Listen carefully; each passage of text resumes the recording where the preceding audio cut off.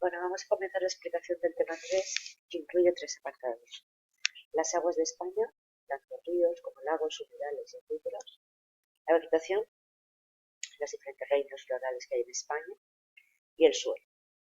Comenzamos. Respecto al primer apartado, hemos de decir que primero nos hace una introducción de la importancia de los recursos hídricos y qué desigualmente repartidos están en España. Sobre todo se concentra en la mitad norte.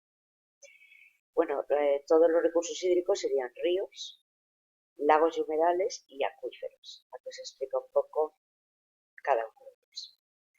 Vale. La red hidrográfica la formaría toda el agua que corre por la superficie terrestre y tiene unas características. Primero, una disimetría, porque los ríos que desembocan en el Atlántico y en el Cantábrico pues son mucho más numerosos que los que desembocan en el Mediterráneo. Además, se adecuan al relieve en el sentido de que, por ejemplo, estos ríos atlánticos pues tienen una longitud de unos 1000 kilómetros, mientras que los cantábricos pues son muy cortos, como se aprecia aquí. Otra característica de la red hidrográfica sería el paralelismo, son ríos paralelos unos a otros. Podemos estar hablando del Duero, del Tajo, del Guadiana, del Guadalquivir. Luego que hay una alternancia de los ríos o cursos de agua con sistemas montañosos. Y por último, que suponen desde siempre, históricamente, una intensa ocupación del territorio cercano a los ríos. Las vertientes hidrográficas será lo que pasaremos ahora a ver. Bueno, tenemos diferentes vertientes hidrográficas, ¿vale? Las tenemos en este mapa y podemos observar, por ejemplo, que sería, una vertiente hidrográfica está formada por todas las cuencas de los ríos que desembocan en el mismo mar u océano. Tenemos la vertiente cantábrica, que sería esta de aquí, con ríos cortos, porque nacen en la cordillera cantábrica, a gran altitud, por lo tanto, y a poca distancia del mar, con gran pendiente y gran poder erosivo, y muy caudalosos y muy regulares durante todo el año, porque evidentemente allí llueve mucho, ¿vale? Y por el paso de las borrascas del frente polar.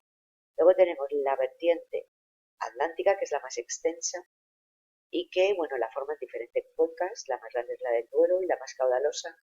Son ríos largos, porque nacen o bien en la Ibérica o bien en la Bética, y además son ríos con poca pendiente y que tienen un régimen o una variación del caudal irregular, debido a que aquí ya el paso de borrascas atlánticas no está continuo.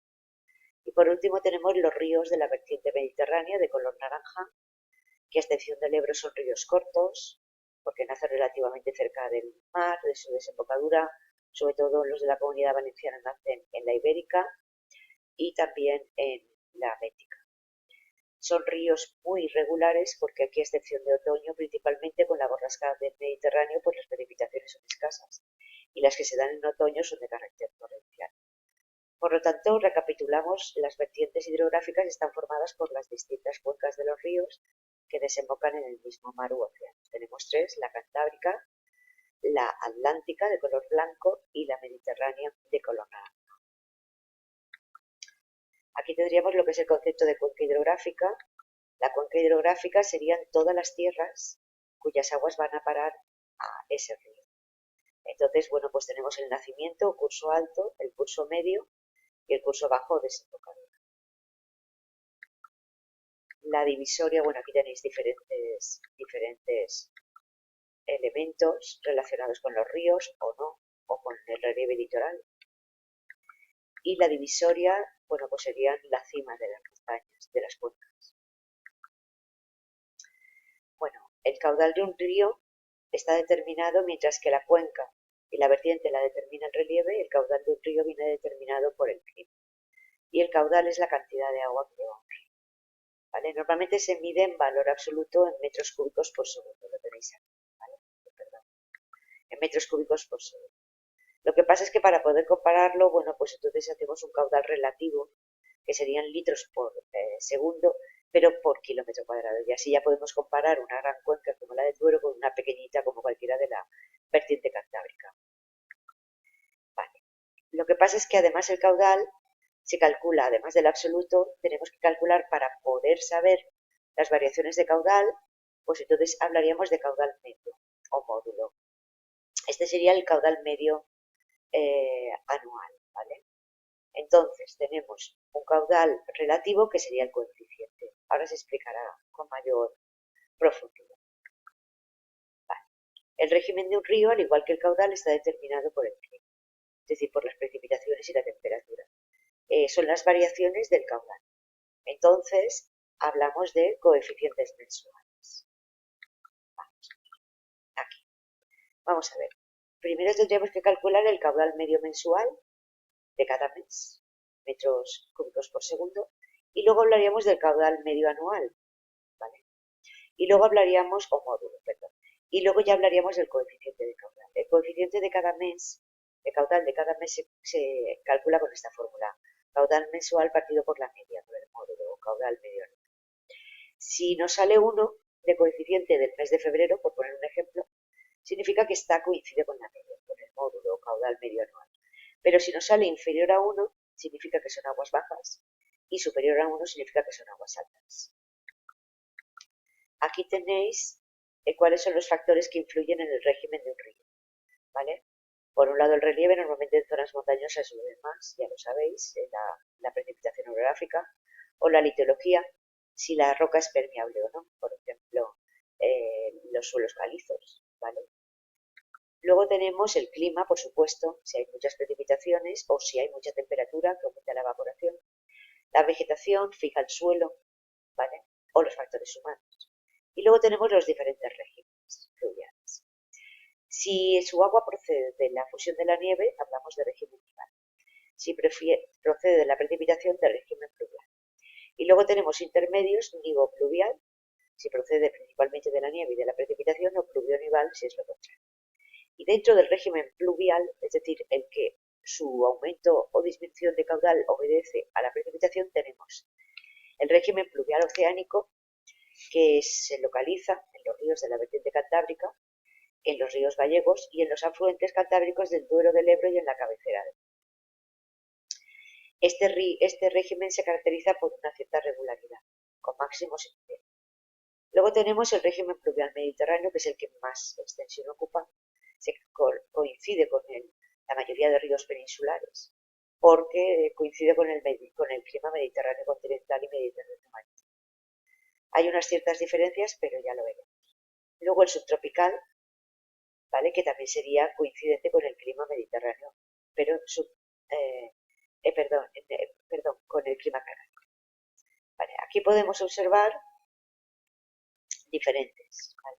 Por ejemplo, este sería el nival puro, ¿no? Aquí tenemos claramente un pico máximo, aguas altas. Esto sería el caudal medio anual o módulo, y los que supere el coeficiente de caudal mensual que supere el 1, hemos dicho que son aguas altas, y el que no, aguas bajas.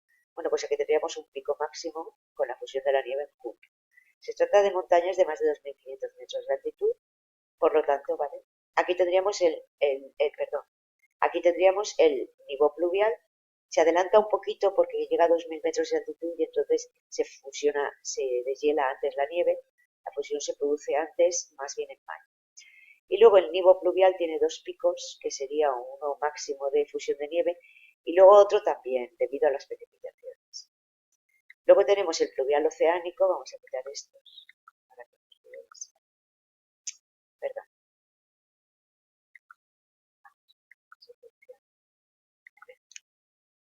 Vuelvo a ponerlos y así solamente pongo los que me interesan.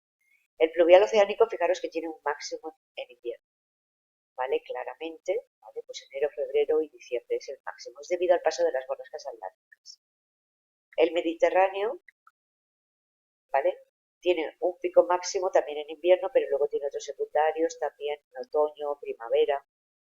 Y luego el subtropical, que se caracteriza por ser del sudeste peninsular, y este tiene una curva parecida a la del clima oceánico. Bueno, aquí tendríamos localizados los diferentes regímenes, ¿vale? Los de verde serían nivales o nivales de transición o nivopluviales. Luego ya lo que nos interesa sería el oceánico, que hemos dicho que es cornisa cantábrica, gallegos, luego afluentes cantábricos del Duero, aunque aquí no lo marque, también los del Ebro y la cabecera del Ebro. Luego tendríamos el régimen mediterráneo, que sería tanto el de color, podríamos decir ocre claro como ocre oscuro, ¿vale? Y por último el subtropical, que sería este de aquí, ¿vale? Con escasas precipitaciones. Ya estamos acabando, aquí tenéis los diferentes, pluvial, perdón, nival, nivel pluvial, etcétera. Pues ya lo iréis mirando vosotros. Aquí os explica más detenidamente los diferentes máximos que yo he dicho muy rápidamente y mínimos. Bueno, y con esto, perdón, aquí serían ejercicios que no vamos a realizar, son selectivos, otros selectivos, y aquí río por río, por si alguien tiene algún interés especial, pues dónde nace, dónde desemboca y cuáles son los principales afluentes. Y ya pasaríamos a los lagos, pero no nos da tiempo, así es que otro día.